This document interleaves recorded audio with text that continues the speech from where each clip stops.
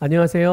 오늘은 우리가 이제 세 번째 만남을 갖는 시간입니다. 그래서 오늘 우리 삶과 기도는 영적인 호흡입니다. 라는 제목으로 우리 같이 함께 또 말씀을 나누면서 우리의 믿음을 다시 한번 주님의 말씀 위에 잘 세워가면서 그리스도인의 삶을 어떻게 살아가는 것인지 우리가 좀 같이 나눠보도록 하겠습니다. 그리고 첫 번째 단락을 같이 읽어보도록 하겠습니다. 갓난아기는 숨을 쉬어야 합니다. 기도에 대한 공부는 당신의 영적인 삶에서 숨 쉬는 법을 가르쳐 줄 것입니다. 기도는 하나님과 말하는 것입니다. 성경에서 보여준 대로 예수님께서 하나님과 대화하시고 제자들을 가르치신 것과 같이 우리는 기도할 때 정직하고 진지해야 합니다. 네, 그렇습니다. 우리가 기도하는 것은 어떤 하나님이라는 신에게 뭔가 우리의 마음의 소원을 들어달라고 비는 그런 행위가 아닙니다. 진짜 기도의 의미, 기독교에 있어서 또 성경에 나오는 기도의 의미는 영적인 호흡이라고 말할 수가 있어요. 갓난아이가 숨을 쉬어야 살 수 있듯이 우리가 기도하는 것은 영적으로 숨을 쉬는 것과 같아요. 그래서 우리는 신앙생활을 할 때 하나님과 하나가 되었고 그 하나님 예수 그리스도 안에서 하나님과 화목하게 되었어요. 하나님과의 관계가 아버지와 자녀의 관계가 이루어진 것이죠. 그렇다면 하나님과 우리와의 관계가 계속 유지되고 우리가 그 관계 안에 머물러서 살아가야 되겠죠. 그것이 바로 우리가 기도하는 것입니다. 그래서 기도는 특별히 어렵고 힘든 것이 아닙니다. 여러분 숨을 쉴 때 굉장히 힘들고 어렵게 억지로 숨을 쉬진 않잖아요. 만일 그렇게 숨을 쉰다면 그분은 굉장히 이 기관지나 이 폐나 어딘가 이 호흡기관에 분명히 문제가 생긴 걸 거예요. 그러나 정상적인 사람이라면 숨 쉬는 건 너무 자연스러운 것이고 힘들지 않고 편안한 것입니다. 그것처럼 하나님의 자녀가 기도를 통해서 하나님과 교제하는 것은 너무나도 자연스러운 일이에요.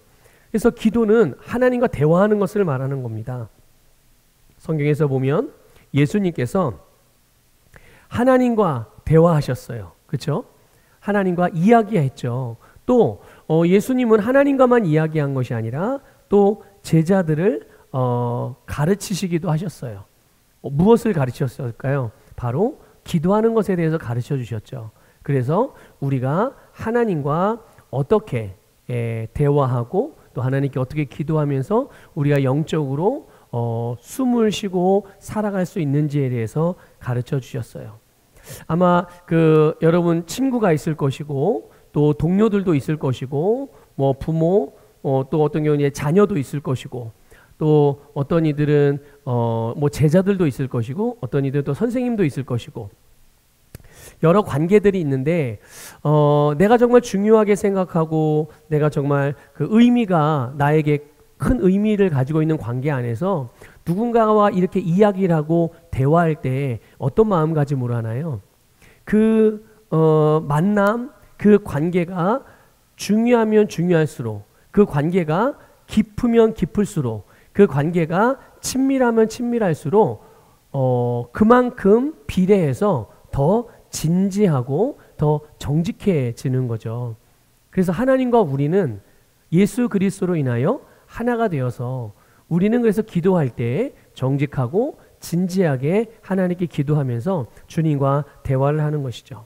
그러면 우리는 왜 기도해야 될까요? 첫 번째는 그 기도하는 것이 하나님의 명령이기 때문에 그래요. 그래서 누가복음 18장 1절에 보면 우리 같이 읽어보겠습니다. 시작. 예수께서 그들에게 항상 기도하고 낙심하지 말아야 할 것을 비유로 말씀하여 이르시되 아멘. 예수님이 항상 기도하는 것을 가르쳐 주셨어요. 기도하라고 말씀하셨죠. 그리고 기도한 것에 대해서는 낙심하지 말라고 말씀하셨습니다. 왜 주님께서 우리에게 기도하라고 말씀하셨을까요? 왜 기도하라고 가르쳐 주시고 왜 기도하라는 명령을 주셨을까요? 아까 말씀드렸죠. 기도는 영적인 호흡이다. 그러니까 우리가 숨을 쉬지 않으면, 사람이 숨을 쉬지 않으면 30초, 1분, 어떤 사람은 한 3분까지도 숨을 참는 사람이 있다고도 하는데, 잠깐은, 순간은 우리가 생명을 유지할 수 있지만 그 시간이 숨을 멈추는 시간이 조금만 더 지나거나 오버가 되면 결국 생명에 큰 위협을 받게 되는 거예요. 우리가 영적으로 호흡하지 않으면, 기도하지 않으면 우리의 신앙생활이 힘을 잃기 때문인 것이죠. 그래서 우리는 하나님의 말씀을 따라서, 명령을 따라서 기도하는 겁니다. 또 우리가 기도하는 이유는 두 번째로 하나님의 인도하심이 우리에겐 항상 필요하기 때문이에요. 우리 베드로전서 5장 7절을 읽어보겠습니다. 너희 염려를 다 주께 맡기라. 이는 그가 너희를 돌보심이라. 아멘. 예. 우리의 염려를 다 주께 맡기는 일, 그것을 어떻게 하나요? 우리가 생각하고 또 우리가 계획하고 우리가 바라고 원하는, 또 하고자 하는 바, 그것들을 주님께 말씀드리는 거예요. 주님께 이야기하는 거죠.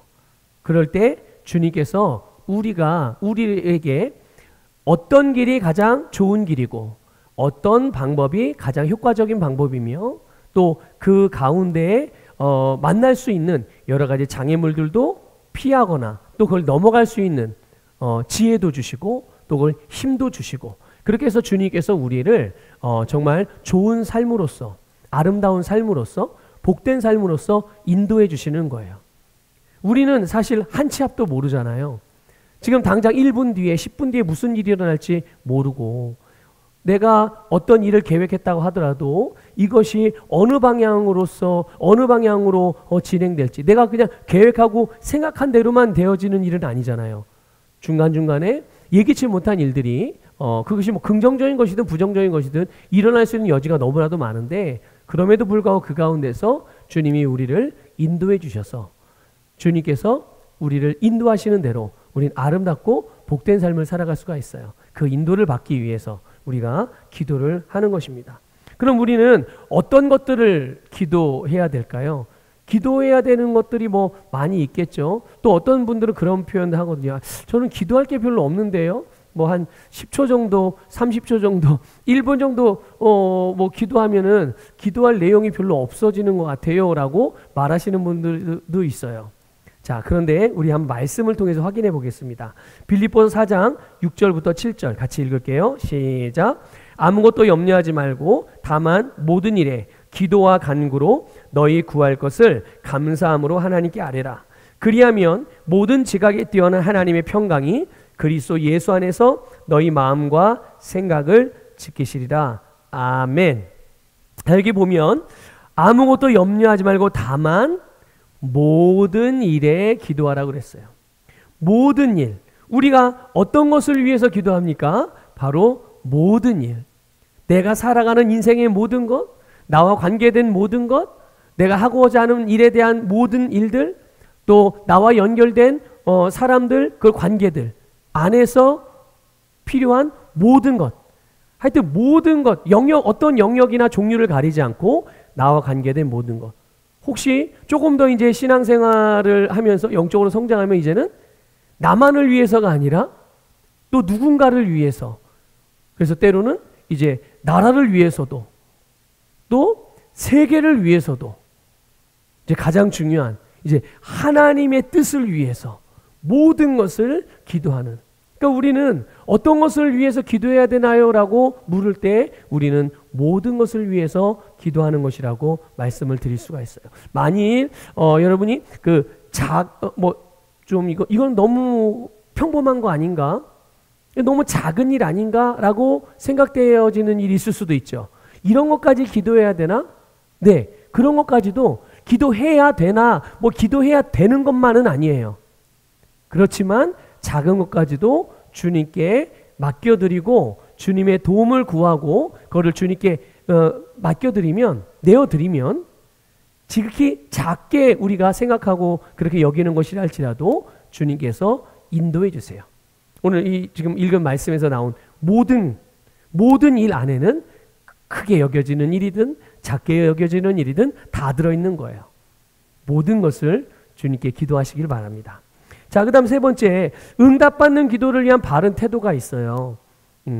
어떤 태도일까요? 첫 번째는 우리가 믿음으로 기도하는 것입니다. 믿음으로 기도하는 거예요.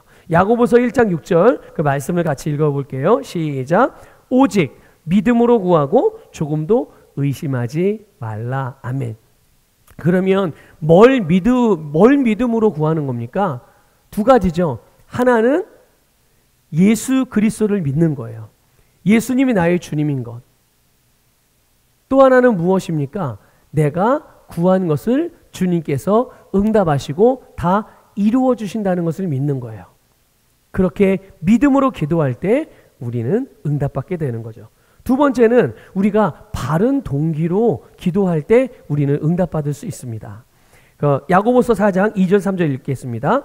너희가 얻지 못함은 구하지 아니하기 때문이요 구하여도 받지 못함은 정욕으로 쓰려고 잘못 구하기 때문이라. 아멘. 어떤 경우는 왜 나는 이렇게 힘들지? 왜 나는 원하는 것인데 안 이루어지지? 이렇게 생각할 때 우리는 그것을 하나님께 기도하면 됩니다. 기도하지 않아서 원하는 것들을 주님께 달라고 하지 않아가지고 내게 안 이루어지는 것들도 있거든요. 그러면 하나님께 구하면 되는 거예요. 그런데 구했는데도 불구하고 이루어지지 않고 받지 못하는 경우가 있는데 바로 정욕으로 쓰려고 잘못 구하기 때문인 것입니다. 인간의 욕심, 또 다른 사람에게 해를 끼치는 그런 내용의 기도, 그런 마음, 그런 동기로 갖는 기도, 미워하는 마음을 가지고 하는, 또 죄된 마음을 가지고, 나쁜 동기를 가지고, 이기적인 동기를 가지고 드리는 기도의 내용들, 그것들은 응답받을 수가 없는 거예요. 하지만 바른 동기로 기도하게 되면 그것은 무엇이든지 응답받을 수 있습니다. 세 번째, 응답받는 기도를 위한 바른 태도는 바로 자기의 죄를 버리는 거예요. 만일 내가 죄를 지었다면, 그러니까 죄를 짓는 게 뭡니까? 잘못된 것들을 선택했다는 거예요. 바르지 않은 것을 선택하고 그것을 행하고 그것을 쫓아갔다는 얘기죠. 자, 그럴 때는 우리가 어떻게 해야 되죠? 내가 죄인이기 때문에 죄를 범하는 게 아니에요. 이미 저와 여러분은 예수 그리스도를 믿고 의인으로 거듭났습니다. 우린 더 이상 죄의 본성을 따라 살아가지 않아요. 죄의 본성이 아닌 하나님의 본성인 의의 본성으로 우리가 거듭났잖아요. 그러니까 우리는 더 이상 죄인이 아니죠. 그런데 왜 자꾸만 잘못을 하고 죄의 행동들을 할까요? 그것은 죄인이기 때문이 아니라 의인이지만 아직 자라지 않아서인 거예요. 아직 성숙하지 않아서 뭘 선택할지 모르는 경우에 때문에 잘못된 걸 선택하기도 하고, 뭘 선택해야 되는 건지 알지만 아직 내가 이 감각으로 기능하는 부분들이 워낙 그동안 발달되어져 있어서 그냥 기분대로, 그냥 상황대로, 느낌대로 뭔가 덜컥 선택하고 그렇게 행하는 습관이 아직 교정되지 않아서 그렇게 되는 거예요. 자, 그럼 그럴 때는 어떻게 하죠? 요한일서 1장 9절 읽겠습니다. 만일 우리가 우리 죄를 자백하면 그는 미쁘시고 의로우사 우리 죄를 사하시며 우리를 모든 불의에서 깨끗하게 하실 것이요. 아멘. 그래서 우리가 잘못된 선택이라든지 또 잘못된 결정을 했을 때 그것으로 인하여 우리의 기도가 막히게 되는 경우가 있거든요. 그래서 우리는 실수하거나 잘못했을 때는 반드시 주님 앞에 나의 잘못을 고백하고 그 잘못된 게 행했던 것 거기에서 돌이켜서 바르게 선택하면 우리의 기도는 반드시 응답받게 됩니다. 응답받는 기도를 위한 바른 태도 네 번째는요, 하나님의 뜻대로 구해야 하는 거예요. 우리 요한일서 5장 14절 읽겠습니다. 그를 향하여 우리가 가진 바 담대함이 이것이니 그의 뜻대로 무엇을 구하면 들으심이라. 아멘. 그의 뜻대로 무엇을 구하면 들으심이라. 우리가 하나님께 뭔가를 구할 때, 기도할 때 그 기도의 내용이 하나님의 뜻을 구하는 것, 그거는 완전히 100% 응답이죠. 그렇죠? 하나님의 뜻, 주님께서 기뻐하시는 일들, 주님께서 원하시는 일들, 주님의 계획들, 그것은 우리가 성경을 통해서 알 수가 있죠. 또 성령님의 인도를 통해서 우리 하나님이 무엇을 기뻐하시는지 또 깨닫게 되기도 하고요. 그런 것들을 구하는 것이죠. 또 하나가 있어요. 하나님의 뜻대로 구하는 것. 내용만이 아니라 방법도 하나님의 뜻대로 구하는 거예요. 그 방법이 무엇입니까? 바로 예수님의 이름으로 구하는 거예요. 우리가 예수 그리스도를 믿고 이제 거듭났어요. 거듭난 건 단순히 그냥 내가 이제 지옥 가지 않고 천국 가는구나 이 정도만이 아니라 예수님께서 당신의 이름을 사용할 권세를 우리에게 주셨어요. 권리를 주신 거죠. 그래서 우리는 기도할 때 예수님의 이름으로 기도하면 반드시 응답받게 되어 있어요. 그게 하나님께서 우리에게 가르쳐 주신 기도의 방법에 대한 하나님의 뜻이거든요.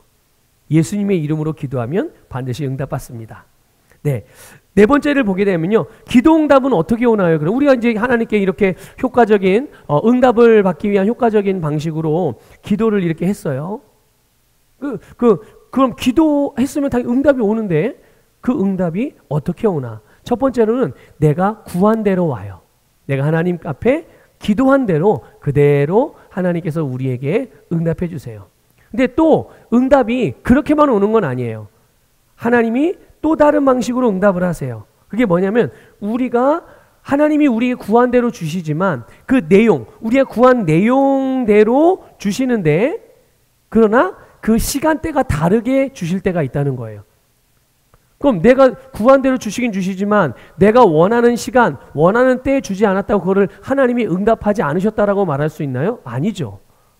하나님은 우리에게 응답하시지만 내가 원하는, 내가 기도한 때가 아니더라 할지라도 다른 때에 반드시 응답을 하시는 거예요. 왜 하나님은 그럼 내가 원하는 때가 아니라 다른 때에 응답하실까요? 내가 생각할 때는 그때가 정말 이 기도한 내용들이 나에게 정말 필요하고 너무 중요한 때라고 생각할지 모르겠지만 하나님은 우리의 모든 것을 아시잖아요. 그런데 그 기도의 어떤 결과를 내가 얻게 되는 것이 하나님이 아시는 그때가 더 나에게는 최고의 때이기 때문에 그래서 하나님이 내가 원하고 내가 구한 때가 아니다 할지라도 하나님의 때, 하나님이 보시기에 내게 가장 중요한 그때에 하나님이 그것을 주시는 거예요. 자, 이게 두 번째 하나님의 응답입니다. 또 세 번째 응답의 방식이 있어요. 우리가 응답받는. 그게 뭐냐 하면요. 더 좋은 것으로 주신다는 거죠. 만약에 내가 A를 구했는데 A를 안 주시고 B를 주셨어요. 근데 사람들은 이렇게 생각하는 경우가 있어요. 내가 A를 구했는데 하나님은 B를 주셨단 말이죠. 그런데 내가 A를 구했는데 A가 안 오니까 하나님이 응답을 하지 않았다고 생각을 해요. 그러면 B가 온 것은 A를 구했지만 A가 아닌 다른 게 나에게 왔잖아요. 그럼 이것에 대해서는 어떻게 생각할까요? 이것은 우연히 왔다라고 생각을 해요. 그렇지 않아요. 내가 A를 구했다고 하더라도 이 A보다 B가 더 나에게 유익하고 좋은 것이라면 하나님은 A가 아니라 B를 주시기도 한다는 거죠. 응답일까요? 아닐까요? 응답이죠, 당연히. 하나님은 항상 저와 여러분에게 더 좋은 것을 뛰어넘어 가장 좋은 것을 주시는 분이라는 것을 믿으시길 바랍니다. 그래서 하나님은 때로는 A가 나에게 가장 좋은 것이라고 생각하고 기도할 수 있겠지만 만약에 B라는 것이 나에게 더 좋은 것이라면 하나님은 A가 아니라 B를 주시기도 한다는 것. 응답입니까? 아닙니까? 예, 이것도 응답이죠. 바로 응답은 이렇게 오는 것입니다. 자, 다섯 번째, 좀 더 효과적인 기도를 위한 힌트를 우리가 배울 수 있어요. 그게 뭐냐면 아까도 잠깐 말씀드린 건데요. 첫 번째로 보게 되면 예수님 이름으로 기도하는 거예요. 우리는 예수님의 이름을 통해서만 하나님께 나아갈 수 있기 때문이에요. 여러분, 우리가 어떻게 하나님과의 관계가 회복되고 어떻게 구원을 받았습니까? 예수 그리스도를 믿었기 때문이고요. 주님께서 우리에게 가르쳐 주신 기도의 방식 또한 예수님의 이름으로 구할 때 주님이 그것을 우리에게 주시는 거죠. 예수님의 이름으로 기도하는 거예요. 자, 두 번째, 기도를 아멘으로 마치는 것은 진실된 심령으로 기도를 하고 우리가 말한 기도의 내용에 동의하는 것을 뜻하는 거예요. 그래서 우리 기도하고 나서 예수님의 이름으로 기도합니다고 아멘 하잖아요. 이 아멘이라는 말은 네, 그렇습니다. 제가 그렇게 하겠습니다. 제가 동의합니다. 제가 그 마음을 합합니다. 제가 받아들입니다. 이런 뜻이거든요. 이 아멘이라는 뜻이요. 그러니까 우리가 기도하고 나서 아멘 하는 것은 이 기도의 내용을 내가 진짜 원하는 것입니다. 이 기도의 내용을 주님께서 들으신 것을 내가 믿습니다. 또 이 기도한 대로 내가 응답받는 것을 믿습니다. 이런 믿음의 표현인 것이죠. 자, 세 번째, 효과적인 기도를 위한 힌트 세 번째는요, 기도는 여러 부분으로 구성되어 있다는 것입니다. 찬양도 있고, 기도 가운데는 감사도 있고요, 간구도 있고, 중보도 있고, 고백도 있어요. 그래서 우리가 기도할 때 어떤 한 부분 내지는 두 가지 부분만 좋아하고 다른 부분을 별로 그냥 신경 안 쓴다고, 내가 중요하게 여기지 않는다고 해서 무시해서는 절대로 안 되는 거죠. 우리는 모든 기도의 종류를 다 기도할 때마다 그 기도의 내용에 따라서 그 방식을 달리하면서 효과적으로 기도할 필요가 있는 거예요. 그렇기 때문에 주님께서 우리에게 다양한 기도의 방식들을 말씀을 통해서, 성경 말씀을 통해서 가르쳐 주신 거예요. 그래서 1번부터 5번이 있는데요. 여기 하나님 아버지, 기도의 대상이죠. 누구에게 기도하는 겁니까? 우리가 하나님께 기도하죠. 그리고 감사하죠. 하나님께서 우리에게 주신, 나를 위해서 행하신 일들, 나에게 베푸시는 이것에 대하여 감사하고, 또 때로는 우리가 잘못하고 실수하고 죄 지은 것, 죄된 행동을 한 것에 대하여 우리는 돌이키죠. 그리고 우리가 원하는 바를 하나님께 간구하기도 하고요. 그리고 어떻게 해요? 예수님의 이름으로 기도하는 것입니다. 자, 네 번째, 효과적인 기도를 위한 힌트 네 번째는요, 의미 없이 중얼거리지 말고 자연스럽고 이해하기 쉬운 방법으로 기도하는 것입니다. 예. 어떤 경우 한참 기도하고 난 다음에 기도가 끝났어요. 예수님 이름으로 기도합니다. 아멘 했어요. 근데 내가 뭘 기도했는지 기억이 안 나. 예. 그러면 안 돼요. 예. 그거는 내 중심에, 내 마음에 진심, 진짜 원하는 거를 기도한 것이 아닌 거예요. 내가 원하는 것은 내가 알잖아요. 내가 진짜 원하는 것은 내가 알거든요. 그러니까 의미 없이 그냥 중얼중얼, 그 성경에서는 그걸 중언부언이라고 그러거든요. 같은 말을 반복하. 그냥 근데 그 기도, 내가 지금 원하는 바가 너무 간절하고 진심이기 때문에 같은 기도의 내용을 반복하는 것은 중언부언이라고 말하는 것이 아니에요.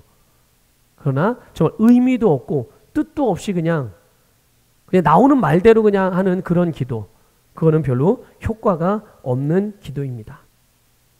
그리고 기도는 거창하게 미사여구를 사용하면서 뭐 대단한 걸 하는 게 아니에요. 진짜 내가 원하는 것을 단순하고 이해하기 쉬운 말로 그냥 주님께 말하는 것이죠. 자, 다섯 번째는 하루 중에 언제든지 기도하는, 어느 곳에서든지 기도하십시오. 기도 장소와 시간에는 제한이 없습니다. 교회에서만 기도하는 게 아니에요. 교회에서도 기도하지만 집에서도 기도할 수 있고, 차 안에서도 기도할 수 있고, 때로는 화장실에서 기도할 수도 있고요.